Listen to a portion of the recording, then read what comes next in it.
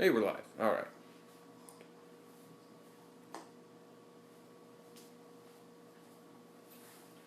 What's up, everybody? Hopefully you can hear us okay on the live feed. Trying to dial in some sound things real quick. What are you thinking? Is it working? Yeah. There we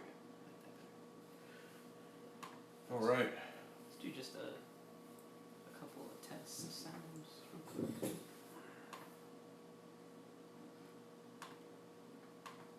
Test. Test.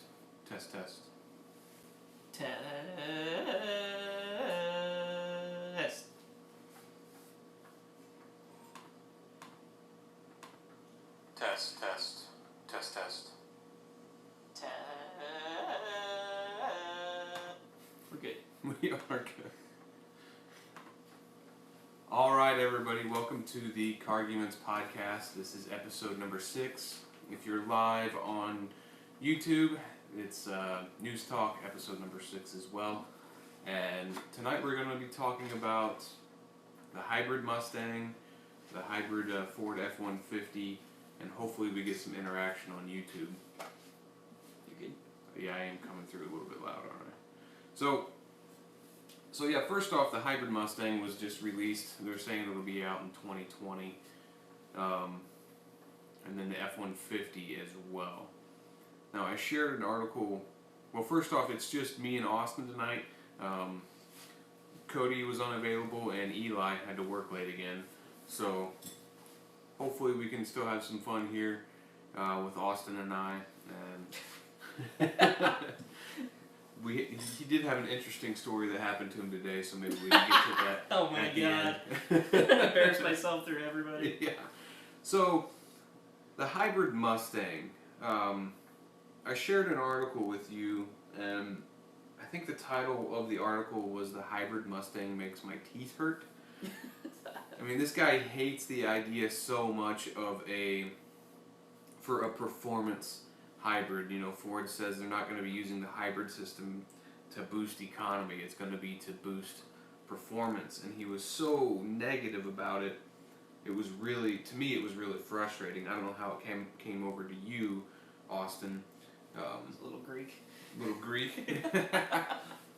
Well, I mean, he was basically saying, you know, whenever you go hybrid, you have the extra weight of the electric motors, and then the extra weight of the batteries and such, and then that's going to throw the handling off. But in my head, if they do it right, like if they put the batteries down low, and then they lose weight in other areas in the car, like if they go to an all aluminum body like they've done with the F-150 already, they're going to save weight in other areas to make up for that weight gain. And if they, like I said, if they put the batteries low, you have a lower center of gravity, and it's probably going to handle just as good, or if not better. And that's what a hybrid means. It's part fuel, part electric. Yeah. And they're claiming they can get the same sort of performance numbers as the V8, the current V8. And this guy's like, well, why don't we just keep the V8? Yeah. Which I get that argument, but Chris Harris, he's a very famous automotive journalist. He's now on the new Top Gear. He had the American or the UK? The UK. So when the Porsche 918 first came out, he kind of had that same mentality. He's like, okay, so you've made this amazing car that can do all these amazing things, but you've put all this heavy electronic stuff in it. You've made it just heavy. Why don't we have just an amazing 900 horsepower engine and no electric motors? But then he drove it, and he fell in love with it, and he learned why they did all this and the benefits of it all, like the torque fill and all that. And I'm kind of on the same page with the Mustang. In looking, I think outside in, just Mr. Muscle Car only is going to be offended. They're going to be like, well, you can't do that to the Mustang. But I bet you if you actually drive this thing, it's probably going to be amazing. Are you a Mustang enthusiast at all? No. I thought I've heard you say you're not. No, I'm not really an enthusiast, but lately I've been really impressed with what the Mustang's been doing. So I think it's a cool car. And me and Cody, we've kind of talked back and forth about how I feel like the hybrid sports car is going to be coming soon, because we saw it in the 918 and we saw it in the P1 and the LaFerrari. So that technology is just going to trickle down to normal cars. And right now, what we have right now is mostly the displacement getting smaller and adding turbos to get more efficient, and then you just can still make that power with the small engine and turbo. And I was like, just wait, hybrids are coming for performance cars. It's just going to happen. I think that's just the natural trend that we're going to see. And I think we're going to see a lot of kicking and screaming like this guy is doing. So, I don't know, you probably don't even really care, do you? Did you have any thoughts on it? I'm trying to care. I'm trying. So the whole argument is you're trying to make it an electronic car, but at the same time you're weighing it down. That means it's performing a lot less. Is that what the argument is? Yeah, he brought up the Lexus, I think the GH. They have a performance hybrid, and then your normal one, it only has like 30 more horsepower, and it weighs more, and blah blah blah, and it's only like 1/10 of a second faster, 0 to 60. He's like, so I don't really see the benefits. Yeah. Because it costs more to have hybrid technology in a vehicle. Like, he makes good arguments, but the way he's arguing it seems so childish to me. Yeah. This guy, he seems so close-minded, because back in the day, when turbos first came out, it was for efficiency. Yeah. And now we use them for performance and efficiency. And when hybrid technology came out, it was used for efficiency. And now we have hybrid hypercars that are amazing and mind-bogglingly fast. So it's just only natural, and he's all like, he hates it. It's amazing that a journalist is that much against. Yeah, that takes it personally. Yeah, makes his teeth hurt. I don't know. What's your thought on hybrid cars just in general? They're there for a reason. Like, I would never own a Prius, but there's a ton of people who love their Prius. And I hate getting behind a Prius because they drive slow. They have like a video game in the dash that tells you how efficient you're driving. So they're constantly like watching that, trying to get as much mileage out of their car, hyper miling. So, like, if I was ever to review a hybrid, I would look at it for that side. I wouldn't be looking for it to perform well. I wouldn't be looking for it to be a fun car to drive. Mm-hmm. I would see how comfortable it is and how efficient it really is. I guess that's what makes sense, though. If you're going to go for a performance vehicle, it'll probably have to run on fuel. Right. Yeah, and if you're looking for something that's going to be more of your day-to-day driving, maybe the hybrid would be a more reasonable choice for somebody that's looking into that. Yeah, hybrids to me are for people that just need something A to B. They don't really care to have fun. It just needs to get them to work and back. So somebody like me would probably enjoy it. You would probably love a hybrid because you'd go to the gas station less. You know. Yeah. But my goal is eventually to like cars and to get into cars. I don't mind it. I'm just not mechanically inclined. I think that boils down to, like, my father is extremely mechanically inclined. He's a welding engineer and works on robots at the robot Tower place. Automotive, I think. Huh. So, I mean, he's like, he knows CAD, he knows all that. He can turn a car inside out. So for whatever reason, as his son, I took more of the construction industry. Right. So. Well, see, I can't go out and change a clutch in my car. I can't do all that. I'm not very mechanically inclined either, but I love the feeling of driving a fun car and enjoying. I love looking at cars. You know, a beautiful car. I'm into that side of it. Some guys are more into the side of wrenching and fixing things up themselves. I guess to me, it's like everybody's the same. They stereotype the mechanic field. Say someone comment? No, nobody's watching. Well, nobody's watching. How do you tell if anybody's watching? Is it actually... One is watching now, and that's probably you.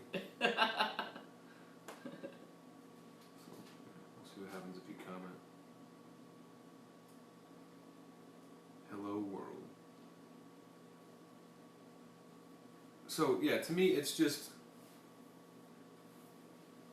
this is just the next step that we're gonna see. We're gonna have to get used to having hybrid technology in our performance cars. Yeah, and Mustang is predominantly a performance car. Yeah, all they around. have right now they have the EcoBoost 4-cylinder turbo, which people were up in arms about that when it came out, and then it came out and people were tuning it and getting them to go way faster than anybody ever thought. So I think if you embrace the technology and learn what we can do to still enjoy that car, I think that's kind of what we're gonna be forced to do eventually.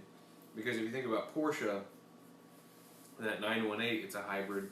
I guarantee you we're going to see a hybrid 911 and a hybrid Cayman, a hybrid Boxster. All their performance cars are going to be hybrid. I've been told it'll probably start in the Panamera, the big four-door Porsche. But it's coming, and I think we're just going to have to embrace it. I bet you, this year's, the 2019 Mustang GT with the 5-liter V8 in 40 years will probably be worth a ton of money. Yeah. Because it'll be gone, that'll be gone. But, I don't know, and then the Ford F-150 becoming a hybrid, I think that's going to be a tougher sell. Because your truck owners, you're in the construction industry. If you're adding that extra weight, there's not being a car enthusiast, there's two things that come to mind that might actually help, because sometimes you want the extra weight in a truck, especially in the wintertime. Yeah. I might actually add to it, because sometimes in the winter I'm trying to add extra weight so I can stay on the road.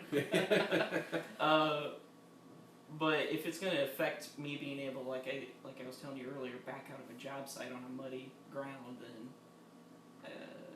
I don't know. I don't know how a hybrid would affect that situation by how much you can load, how much you can carry, and how much you can, drive on a not sure, what do you call it, like off terrain. Off terrain, yeah. There you go.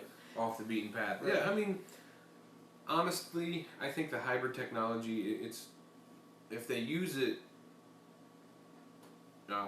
for the instant torque and the torque fill, I think it'll be great for pickup trucks. It'll be great for towing and hauling, because it's not really gearing and suspension has a lot to do with towing capabilities. So if they don't mess with the gearing and the suspension, then you should be fine for towing. So it would seem like it'd be a pretty good idea, because it's in your trucks that you're losing a lot of fuel mileage. Fuel mileage. You can easily spend $10 going from one side of Fort Wayne to the other.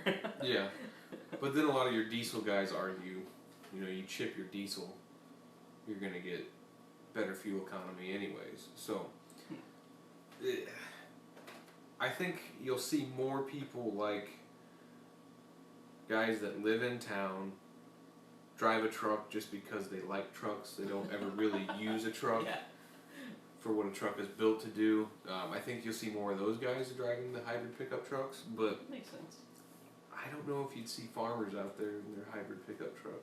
Personality-wise, I would have a hard time seeing their culture want to accept that anyways.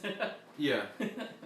But I think Ford knows that, and they know the issue with the Mustang, that people are going to be like, it's not a Mustang if it's a hybrid. Yeah. The upset, purists are going to be, I think they're going to know that, and they're going to push to make these vehicles perform better than what's out there now. Yeah. And they wouldn't step backwards to bring this hybrid technology in these cars, in my opinion. Makes sense. Yeah, because they already made the F-150 lighter by giving it all aluminum body. And then I would bet money that the Mustang will be the same way. So, I don't know. It's still one watching. So, on that note, speaking of trucks, what happened to you today? Oh God. I use a work vehicle. It's not my vehicle, and it's 4-wheel drive. Never had a 4-wheel drive in my life. In fact, I've only owned probably other 2 trucks prior to this, and this is the first time it's a 4-wheel drive, and has that setting on the console where it is it's in the 2-wheel drive auto, and then a 4-wheel drive up and a 4-wheel drive down. And for the longest time, I was assuming the 4-wheel drive down means it's when you want to reverse, you put it in that one instead of the So forward. because the down arrow makes you think backwards. I know. So every time I reverse, You would put it 4 low?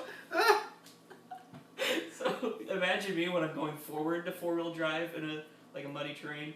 I'm putting in the forward, so I'm like, and then I'm like, I gotta back up, so I make sure to switch it back to down and right back. And then you said it got stuck in 4 low? Yeah, I got onto the road. It was a pretty, the drop So side was, when you backed out on the road, yeah. you clicked the 4-wheel drive forward, right? Or did you accidentally leave At that point, I just went, as soon as I got on the road, it was already saying stability off track. And What kind of truck is this? you don't- It's a Silverado. Okay, it's a Chevy? Yeah. Okay. Pretty sure. Right, Danny? Yeah, she said yes.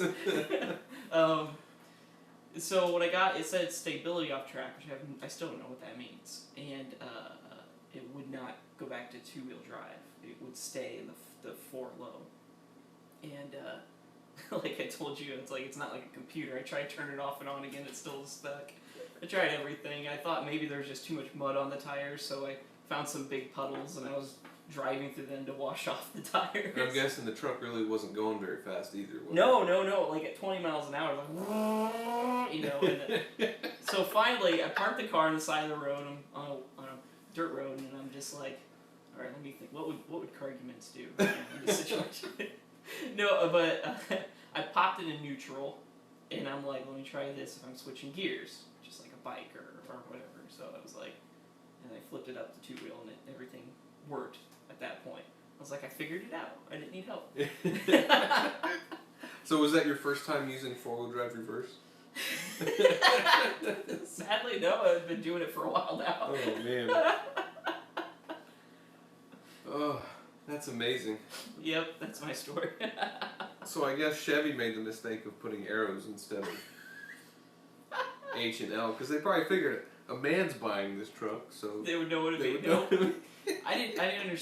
I still don't understand why you would need a high and low 4-wheel. So is that for going up like steep hills? Or? Steep hills, if you get really, really stuck, it doesn't let you, like you noticed, go over 20 miles an hour, so you're not going to be spinning the wheels like crazy, and it's also, I'm pretty sure it locks the differentials, so all 4 wheels turn. I see. Like when you're in 4-wheel drive, you guys can correct me if I'm wrong in this in the comments below, but the way I understand it is if you're just in 4-wheel high, it will maybe spin 1 wheel up in the front and 1 wheel in the back, maybe opposite sides. But 4-wheel low will spin both. That's interesting. And it locks the differentials. And to do that, it puts a lot of strain on the drivetrain, so that's why it locks it in a low gear, so you can't go very fast. Okay. Because you would burn up the differentials. Yeah. Okay. I see what you're saying. That's amazing. 4-wheel drive reverse. Forward drive forward. Yep. Because traditional, most of the time I've always known trucks, they have 4H and 4L. So 4 high and 4 low. I still wouldn't know what that means. Is this what you use to go to the 4-H fair? Have your horse in the back? I don't know. Does your boss listen to this? No. Good, because if you have transmission issues with that truck, you now know why. Yeah. How long did you drive down the road? It wasn't too far. It was definitely, I would hope, less than a mile. Okay. Cool. Well, my first time using 4-wheel drive, I had a Jeep Grand Cherokee, and I was playing around with it, and I just parked the truck. Like, I put it in neutral, put it back in 2-wheel drive, then I parked. Mm-hmm. And older 4-wheel drive transmissions, like when you take it out of 4-wheel drive and put it in 2-wheel drive, you have to drive around for a little bit to actually disengage that drive shaft. And I didn't know that, so I got up the next morning and I was leaving. Then when you're in 4-wheel drive, if you fully lock the steering wheel, it'll kind of hop. Mm-hmm. Yeah. When you're turning on dry pavement, and it was doing that. And I was like, what is wrong with my Jeep? because I had never owned a 4-wheel drive before, and I Yeah. turned the other way, and I was like, what is going on? So I called a guy I worked with. He had a Jeep. I was like, dude, what is this thing doing? Do I need a tow truck? I think I need a tow truck. He's like, what is it doing? And I explained it to him, and he's like, dude, are you in 2-wheel drive? He's like, yeah. I was like, yeah. He's like, did you park it and then put it in 2-wheel drive and then go to leave in the morning? Yeah. He's like, just drive, it'll stop doing it. And it did. Okay. Oh, man. So we all have to learn sometime from... I'm trying to think of anything else. I'm sure there's handfuls of story that you would be embarrassed for me. But nothing's coming to mind, thankfully, right away. No, so, you have, just while we're sitting here talking, and we're probably going to wrap things up here soon, you have a podcast you do, right? Yeah. I have one I do by myself. It's in Brewcast. It's more focalized for Indiana. I'm hoping to kind of expand a little bit, but it's talking about the breweries, the local breweries here in Indiana. Yeah. I also do one with Miguel. That's Idiot Dads. That one's a fun one where it's just talking about being a parent. He's a single parent raising a daughter, and I'll be having our first child soon. Yeah. So it's kind of our different perspectives and how we see different things. And you've been on the show a few times. Yep, a couple times now, and I really like the show. I like Miguel, and it's fun working with you guys too. So, and Miguel has another one. Oh yeah, he just put one up. It's called Pop Hertz. It's Hertz. That's one he's trying to do more pop culture with like music and plays and nerdy things and just talking about them. Yeah, so we're all trying our hands out at podcasting here and really enjoying it. And right now, since the baby's coming, we are actually kind of looking around. So if you're here locally in the Fort Wayne area and you have a small office space you're looking to fill, let us know. Hit me up on my Facebook, on Carguments on my Facebook, or you can comment below if you're watching on YouTube. And check out my website, carguments.net.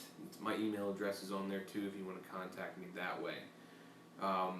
So yeah, we're going to wrap things up here, and a lot of people out there, they think of cars as a appliance, some as a annoyance, but for me, they're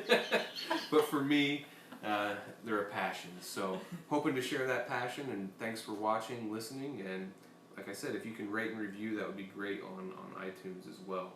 So thanks again, guys, and have a great night. See you.